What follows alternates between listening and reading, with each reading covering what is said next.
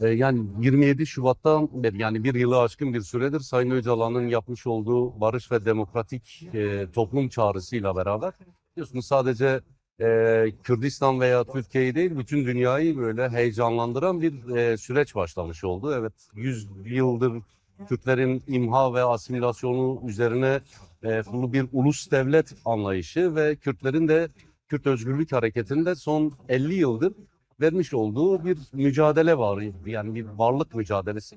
Bu mücadelede e, yüz binlerce insan hatta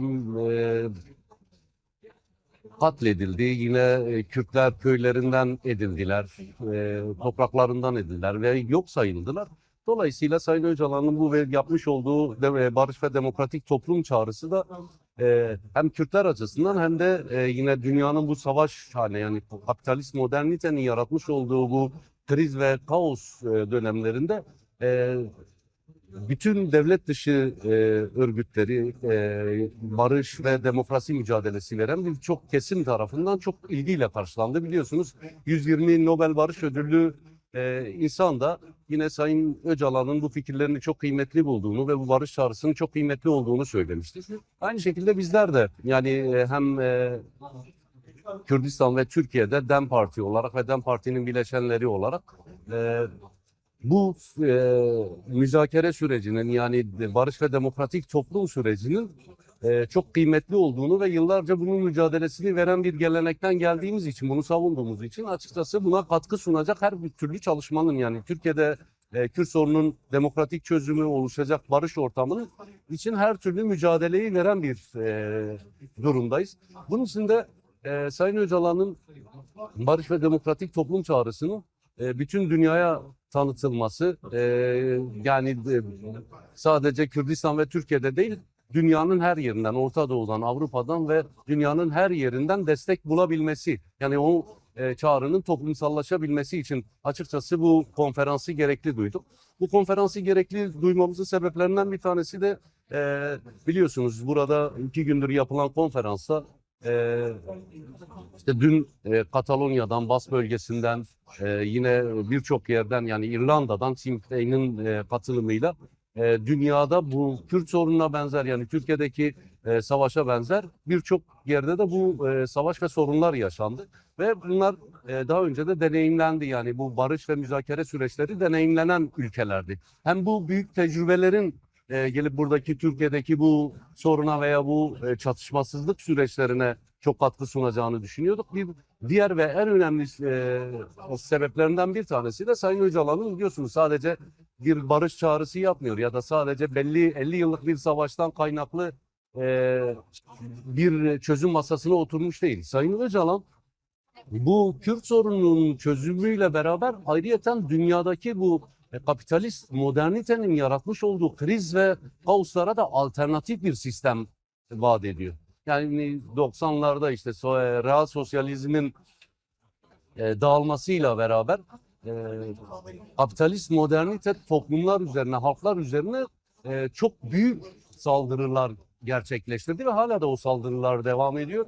Yine sosyalist hareketlerin bu saldırılardan sonra kendi arasında yaşamış olduğu büyük çelişkiler var, çıkmazlar var. Yani bu bir türlü kapitalist moderniteye alternatif olabilecek bir güç veya bir hareketlenme yaratamadılar. Sayın Öcalan'ın işte bu son çağrısıyla beraber ve ortaya atmış olduğu, halklara sunmuş olduğu perspektiflerle beraber sadece Kürdistan'ı, Türkiye'yi, Türkiye'deki sorunları değil yani başta Orta Doğu olmak üzere bütün dünyayı alakadar eden, bütün dünyaya çözüm sunan yani internasyonel tarzda bir çözüm önerisiyle geliyor. Baktığımızda e, demokratik komiller diye bir teori ortaya attı. İşte sınıfı, ulusu, ulus devleti, devleti yeniden yorumlayan bir e, perspektif ortaya attı ve dolayısıyla biz bunların Sayın Öcalan'ın bu fikirlerinin bütün dünyayla buluşması yani bütün dünya kamuoyuyla tanınıp bu enternasyonel çalışmaların başlanması için de çok kıymetli gördük ve bu çalışmaları bundan dolayı başlattık. Zaten Holloway'in de konuşmasında aslında çok güzel bir şekilde özetledi. Ben Meksika'dan yani 11 bin kilometre öteden İstanbul'a bu konferans için geldim. bu konferansa gelmemin sebebi kapitalist modernitenin yaratmış olduğu bu karanlığın içinde ben Sayın Öcalan'ın ışığını gördüm diyor. Kürt özgürlük hareketinin mücadelesiyle yaratmış olduğu bu karanlık içerisindeki ışığı gördüm ve bu ışığa geldim diyor. Yani bu dediğim gibi sadece Kürdistan ve Türkiye için değil, artık dünyada bu kapitalizmin kaos ve kriz dönemine Sayın Öcalan'ın fikirleri bir ışık olarak yansıyor. Biz de bu ışığın bütün dünyaya yayılması için, görülebilmesi için açıkçası bu konferansı bir başlangıç olarak ve bu çalışmalara benzer daha da tanıtıcı çalışmalar yapmak istiyor. Bu mücadelenin buradan başka yere yayılabilmesinin en büyük etkenlerinden bir tanesi ilk başta bunun Türkiye'de başarıya uğraması, Türkiye'de başarılı olması, yani Kürtler ve Türkiye Cumhuriyeti arasında Kürtlerin artık statü olarak hukuksal anlamda tanınmasıyla başarıya ulaşacak bir projedir.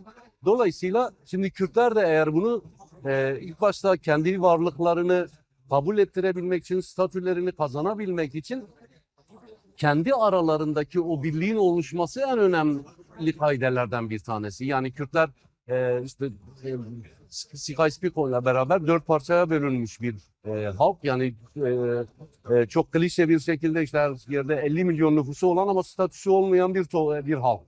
Dolayısıyla Kürtlerin kendi aralarındaki o ulusal birliği, o demokratik birliği kendi içlerinde sağlamaları her anlamda bu teorinin kanıtlanabildiğini, güçlendiğini ve daha da ilgi çekici bir hale gelmesini sağlayacaktır. Biz de bu anlamda elbette ki ilk başta kendi hinterlandımızda başlatıyoruz bu mücadeleyi, bu çalışmayı. Yani bunun için Kürt sorunu, Kürtler arası birlik, yani Kürt sorunun çözümü partiler üstü ve ideolojiler üstü bir pozisyonda aslında bugün. Dolayısıyla bunun en önemli aşamalarından bir tanesi de bu konferans, yani bu konferansın bir başlangıç olarak sayılması ve bu konferansa Kürdistan'ın her tarafından, ya 4 parçasından Kürt temsilcilerinin gelip bu konferansa katılıp fikir belirtmeleri, bu fikre, yani Kürt sorunun çözümüne katkı sunmaları ve sadece şunu da belirtmek de gerekiyor. Bugün 4 parça Kürdistan'da değil, aslında Kafkasya'da da biliyorsunuz birçok yerde, işte Kazakistan'da, Ermenistan'da birçok yerinde Kürtler yaşıyor ve sayıları azımsanmayacak şekilde. Şimdi oradan da Kürtler bu konferansa katıldılar. İşte Kafkasya'dan ve Rusya'dan Kürtler katıldı buraya. Ve sadece 4 parça Kürdistan'ı ve Türkiye'yi heyecanlandıran bir durumda değil bu. Günkü yaşadığımız bu proje, bu Sayın Öcalan'ın başlatmış olduğu barış ve demokratik toplum projesi hemen hemen başta Kürtler olmak üzere dünyanın her yerindeki insanları heyecanlandıran bir program. Yani açıkçası zaten bu süreç başladığından beri başta Sayın Öcalan olmak üzere ve Kürt Özgürlük Hareketi üzerine düşen bütün rolleri oynadılar hemen. Yani kuşkusuz evet, yeni başlayan bir süreç, bu süreç daha da belki zaman isteyecek bir durumda ama Kürt Özgürlük Hareketi ve başta Sayın Abdullah Öcalan olmak üzere bu anlamda çok değerli kararlar aldılar ve çok cesurca hareket ettiler bu konuda. Türkiye Cumhuriyeti açısından da baktığımızda evet, atmış oldukları belli adımlar var. Mecliste bir komisyonu kurulması önemliydi. Ama bu yeterli midir? Hayır, değildir. Çünkü eğer gerçekten bu sorun çözülmek isteniyorsa bu sorun sadece açıklamalarla veya sadece mecliste bir komisyonun oluşmasıyla değil, asıl bu sorunu yaratan, yani bu savaş sürecini yaratan ve Kürtlerin inkarına sebep olan, Türkiye'de 100 yıllık bu tekçi anlayışı getiren sebeplerin ortadan kaldırılması gerekiyor. Bunlar için de somut adımların atılması gerekiyor. Mesela cezaevleriyle ilgili silah, eğer bugün PKK kendini feshetti, silah bırakma eğer o evre tamamlanırsa oradaki yine gerillaların geri dönüşüyle ilgili buradaki yine Kürtlerin cezaevlerine atılmasına sebep olan, dillerini konuştukları için türlü zorluklara maruz kalan o sebeplerin ortadan kaldırılmasını gerektiren hukuki adımlar bir an önce atılmalı. Bu kuşkusuz artık, yani bu süreçte devlet bunu artık çok ağırdan alma durumunda kalmamalı.